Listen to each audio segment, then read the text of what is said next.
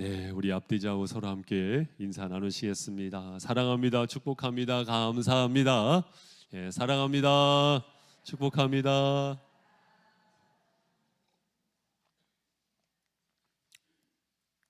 어떤 사람이 올림픽 대로에 차를 몰고 출근을 하고 있었습니다. 그런데 전날 밤 늦게까지 회식을 하면서 한 잔을 걸친 탓에 그날 아침 비몽사몽을 하면서 운전을 하게 되는 거예요.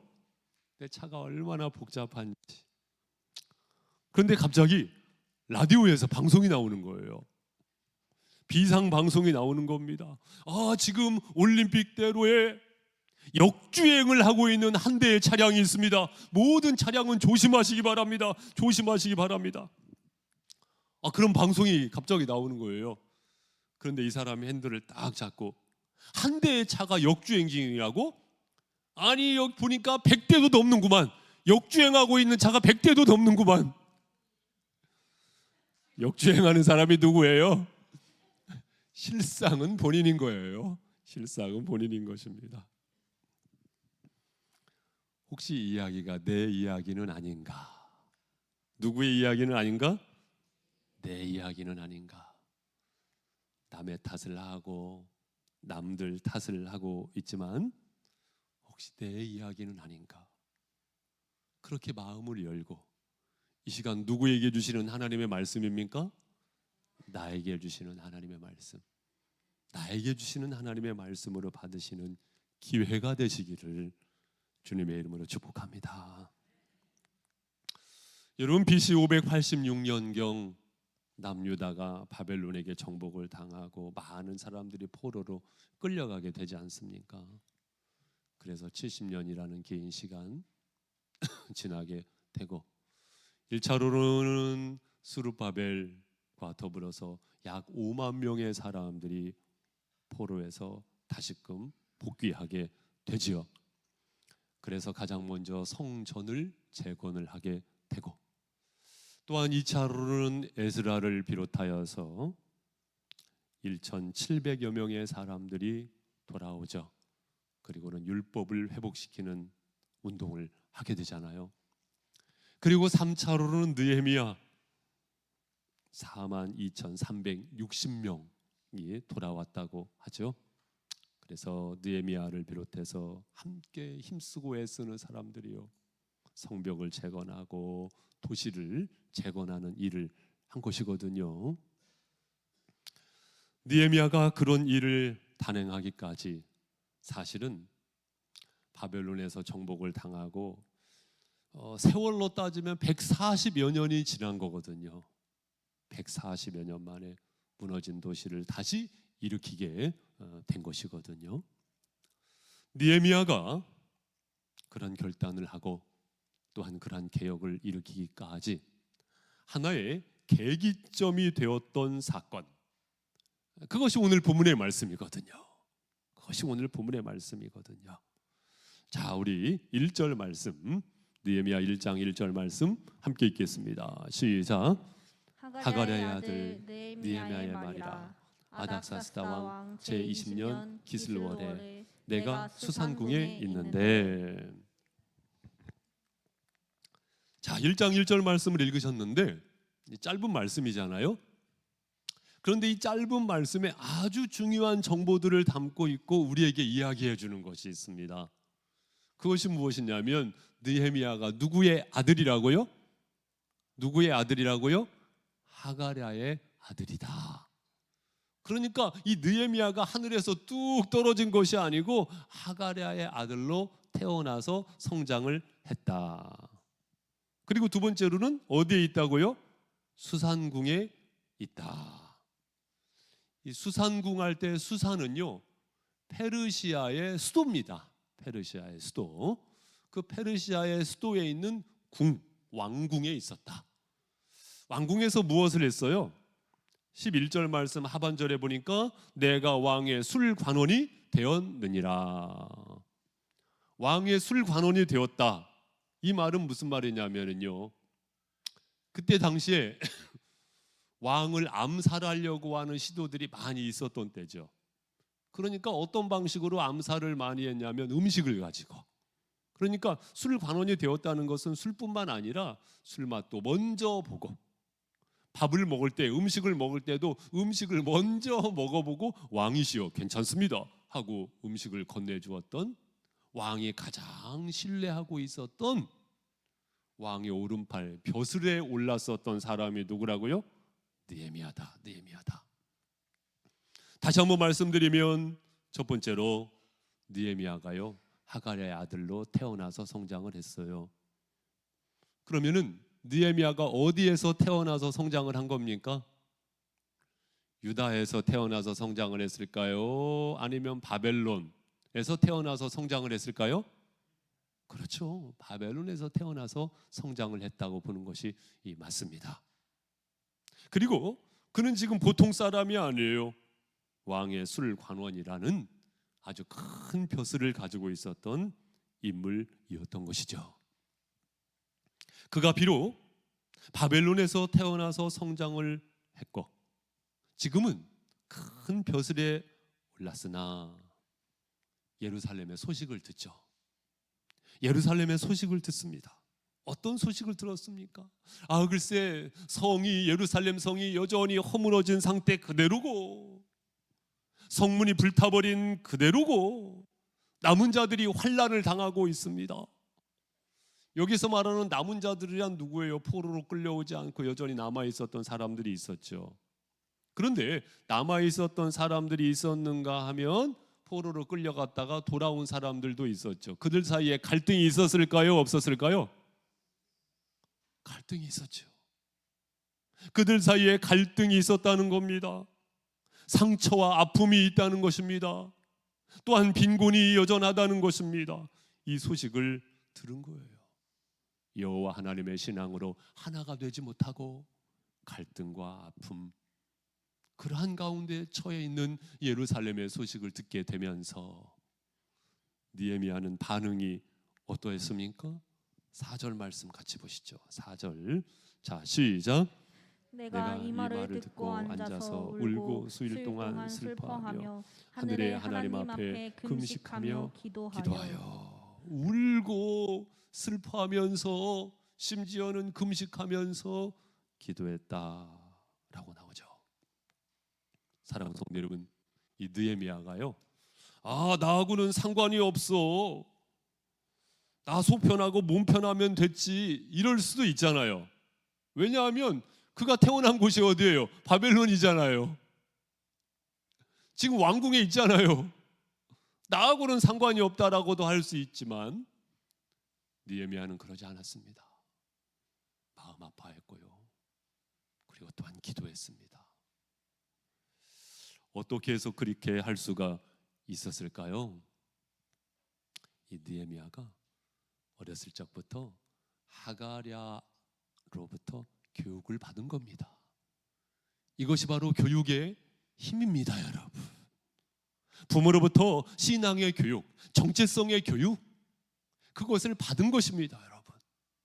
마치 모세가 왕궁에서, 바로의 궁에서 성장을 했지만 어머니 요게벳으로부터 신앙의 교육, 정체성의 교육을 받았을 때 때가 이르므로 인하여서 그가 신앙으로 놀라운 개혁을 단행을 했었던 것과 같이 느헤미야도 사실은 그리한 것이죠. 이것이 바로 교육의 힘입니다, 여러분. 따라해 보십시오. 교육의 힘, 교육의 힘입니다. 잠언 22장 6절 말씀에 보니까 마땅히 행할 길을 아이에게 가르치라, 그리하면 늙어도 그것을 떠나지 아니하리라. 여러분, 마땅히 아이에게 행할 길을 가르치라, 그러면 늙어도 그것을 떠나지 않는다는 거예요. 이것이 바로 교육의 힘을 잘 말해주는 말씀 아니겠습니까? 사랑하는 성도 여러분, 여러분 가정에 귀한 자녀들이 있지요. 자녀를 믿음으로, 말씀으로, 눈물의 기도로 잘 양육하시는 그 어떤 사명보다 가장 귀한 사명을 잘 감당하실 수 있기를 주님의 이름으로 축복합니다. 가정의 자녀를 말씀으로 기도로 양육하는 것만큼 귀한 사명이 어디 있겠습니까, 여러분? 또한 가정에서뿐만이겠습니까? 교회는 하나님 안에서 영적인 가족인 줄로 믿습니다. 따라서 교회 안에서 아이들을 잘 양육하는, 가르치는 교사로 활동하고 계시다고 한다면 그 사명을 잘 감당하실 수 있기를 주님의 이름으로 축복합니다. 또한 교사만 가르치겠습니까? 교사가 잘 가르치실 수 있도록 곁에서 응원하시고 후원하시고 기도하신다고 한다면 그것은 귀한 동역이죠. 할렐루야. 그 동역을 우리 모두는 한마음 되어서 잘 감당하여야 한다고 믿습니다. 여러분, 그런 말이 있더라고요. 한 아이를 키우려면 온 마을이 필요하다. 와, 이 말이 상당히 일리가 있는 말이에요. 그렇죠. 한 아이를 키우려면요, 온 마을이 필요한 거예요. 온 도시가 필요한 거예요. 한 아이를 키우려면 사실은 우리 모두의 동역이 필요한 것이죠.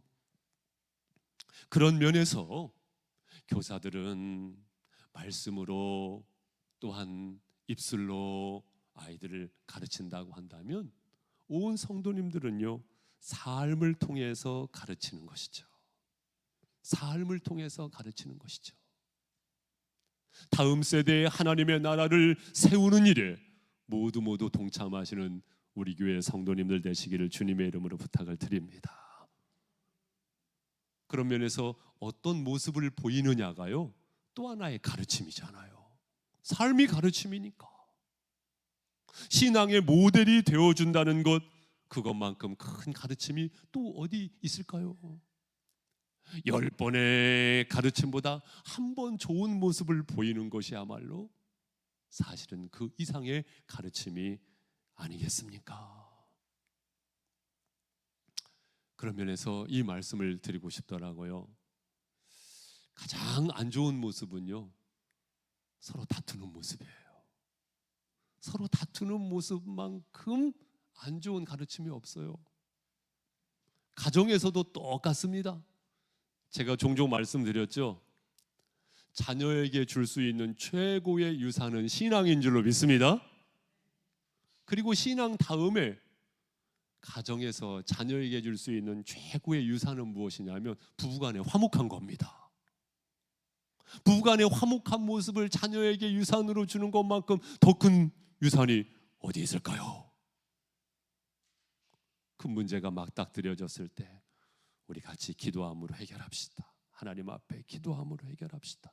이런 모습을 보이는 것만큼 더 큰 유산이 어디 있느냐고요. 인정하시면 아멘.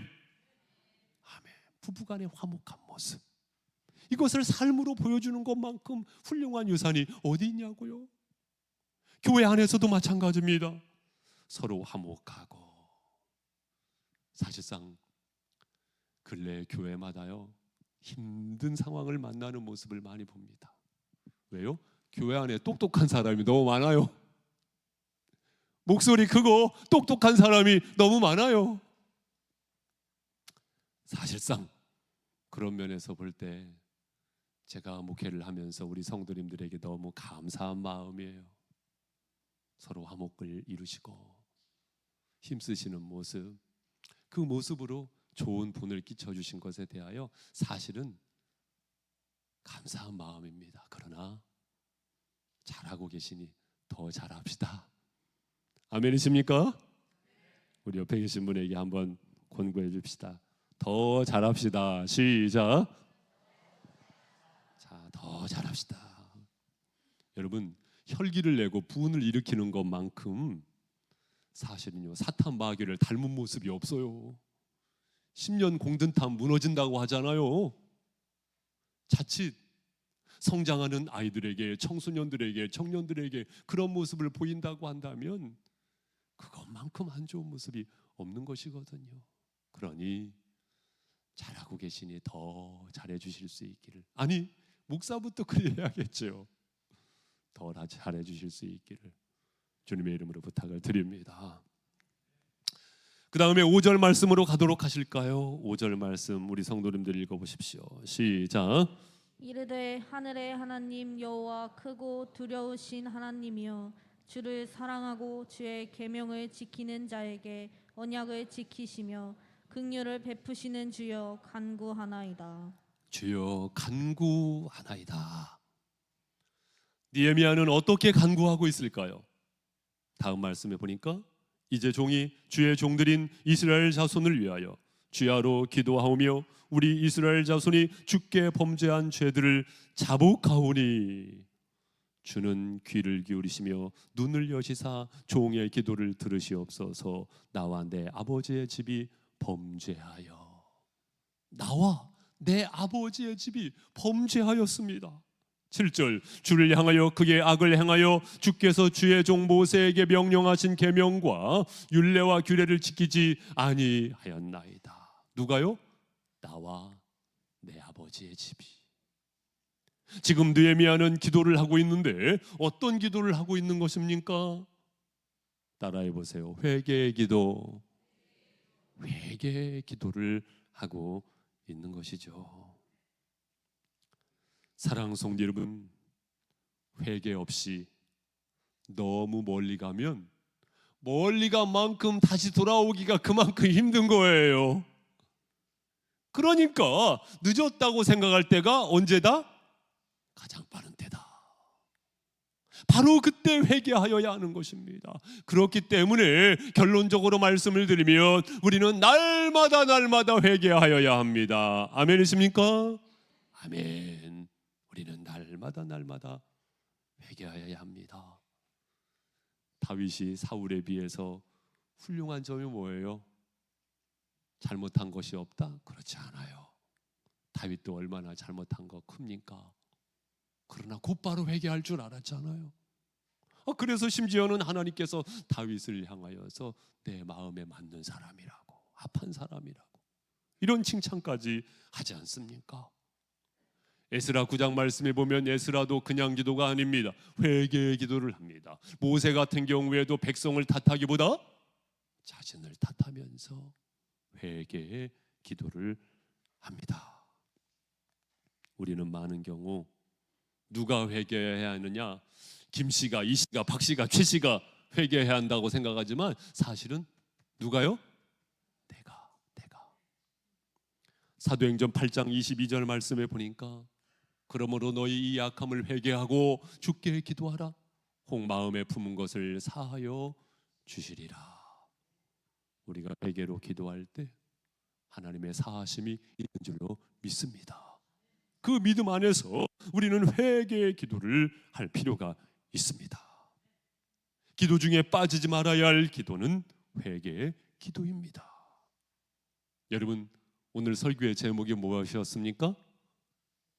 느헤미야 세로보기. 아니 목사님, 제가 느헤미야 말씀 많이 읽어봤거든요. 느헤미야가 어떤 사람인지 잘 알고 있거든요. 그런데 굳이 세로보기를 할 필요가 있습니까?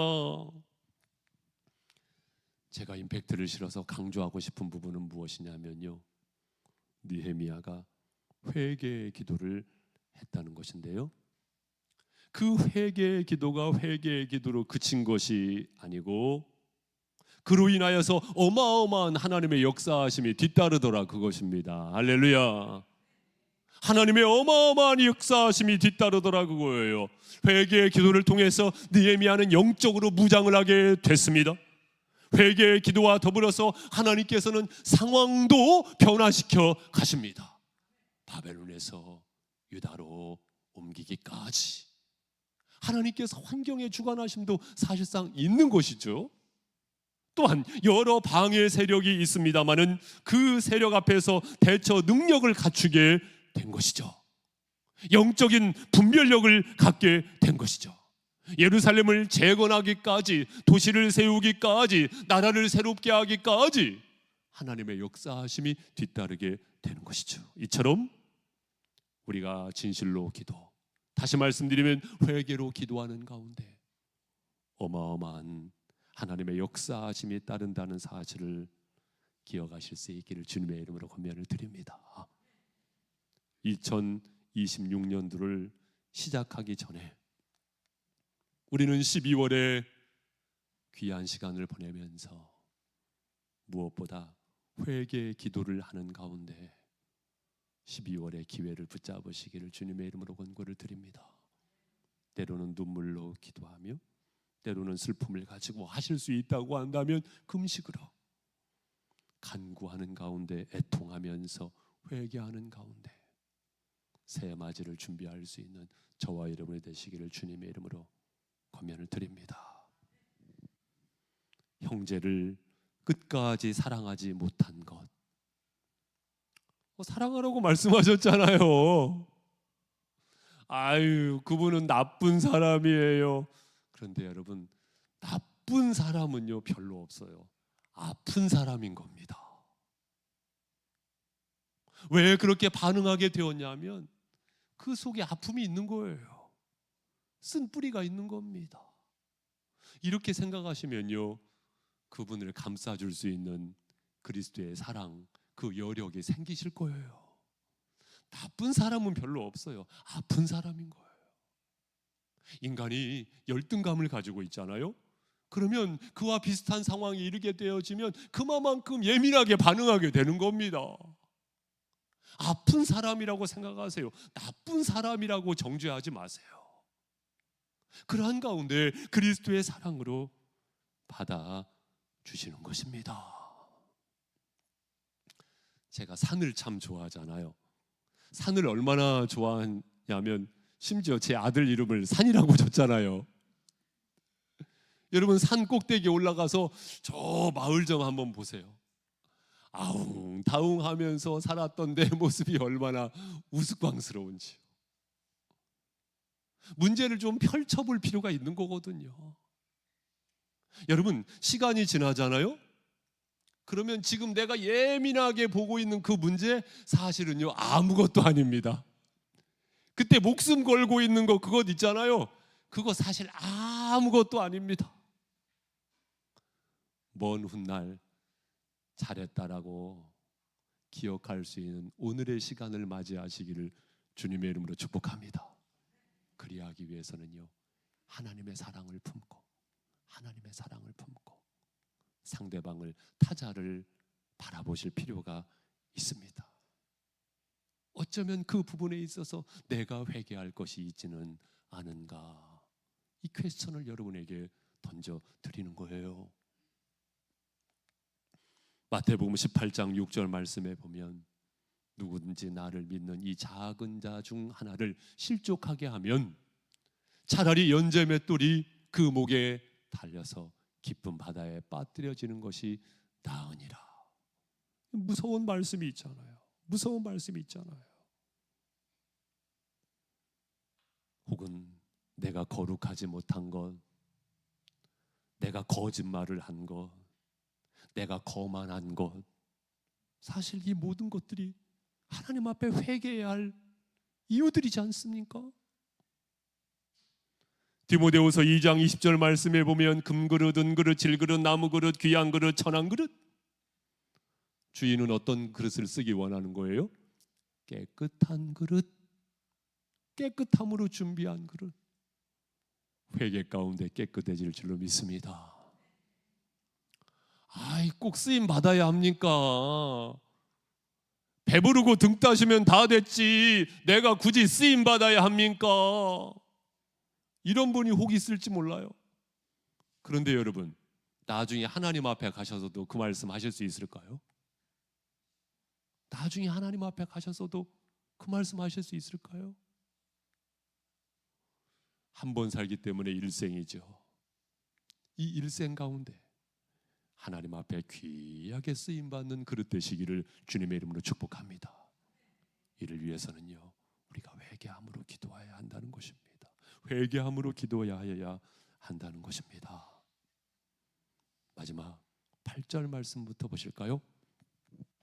옛적에 주께서 주의 종 모세에게 명령하여 이르시되 만일 너희가 범죄하면 내가 너희를 여러 나라 가운데 흩을 것이요. 여기 말씀해 보니까 옛적에 주께서 주의 종 모세에게 명령하여 이르시되, 지금 느헤미야는요 그냥 기도하는 것이 아니고요, 모세를 통하여 주셨던 말씀, 모세오경 있잖아요. 이들은 토라라고 불렀거든요. 창출 내 민신. 모세오경 토라의 말씀을 느헤미야는요 말씀을 붙잡고 기도한 거예요. 마찬가지로 우리가 기도할 때 말씀을 붙잡고 기도할 수 있기를 바랍니다. 말씀을 기억하면서 내게 주신 말씀을 가지고 기도하는 것입니다. 9절도 보면 만일 내게로 돌아와 내 계명을 지켜 행하면 너희 쫓긴 자가 하늘 끝에 있을지라도 내가 거기서부터 그들을 모아 내 이름을 두려고 택한 곳에 돌아오게 하리라 하신 말씀을 이제 청하건대 기억하옵소서. 말씀을 붙잡는 기도. 마지막 11절 함께 읽습니다. 시작. 주여 구하오니 귀를 기울이사 종의 기도와 주의 이름을 경외하기를 기뻐하는 종들의 기도를 들으시고 오늘 종이 형통하여 이 사람 앞에서 은혜를 입게 하옵소서 하였나니 그때 내가 왕의 술판원이 되었느니라. 아멘. 느헤미야는요 회개함으로 기도했고요, 또한 말씀을 근거로 해서 말씀을 붙잡고 말씀을 받음으로 기도한 것이죠. 그 가운데 진정 하나님을 향한 경외가 있는 줄로 믿습니다. 우리가 기도할 때에 말씀을 가지고 기도하여야 합니다. 여러분, 말씀은 기도의 연료라고 제가 강조해서 말씀을 드렸잖아요. 연료가 없이 심지가 타면은요 그냥 뭐 5분 10분 타다가 없어지는 거잖아요. 그런데 연료가 있으면 그 심지는 계속 타는 거잖아요. 말씀을 묵상하며 말씀을 붙잡고 큐티하시는 가운데, 말씀을 공부하시는 가운데, 말씀을 읽는 가운데 기도의 시간들을 열어가시기를 주님의 이름으로 권고를 드립니다. 저는요 말씀 없이도요 기도 얼마나 잘하는데요. 기도 습관이 배인 사람입니다. 나는 말씀 없이도 기도할 수 있어요.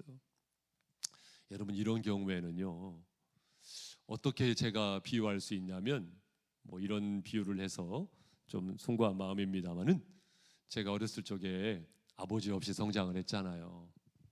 저희 어머니께서 제가 어렸을 적부터 하셨던 말씀이 뭐냐면, 윤종이 너 어디 가서 아버지 없는 자식이라는 소리 들으면 안 돼.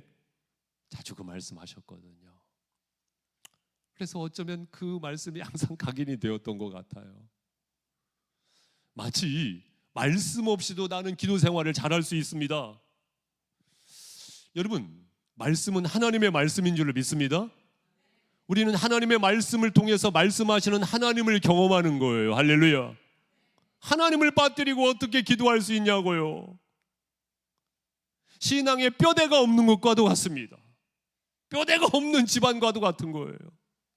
신앙의 뼈대라고 말할 수 있는 하나님의 말씀, 그 하나님의 말씀을 로고스로 말씀하시는 말씀, 레마로 말씀하시는 그때의 말씀, 그 말씀을 읽고 묵상을 하시면서 기도의 시간들을 열어가실 때 성령 하나님께서 그 기도를 도우시고 그 기도의 응답을 도우실 줄로 믿습니다.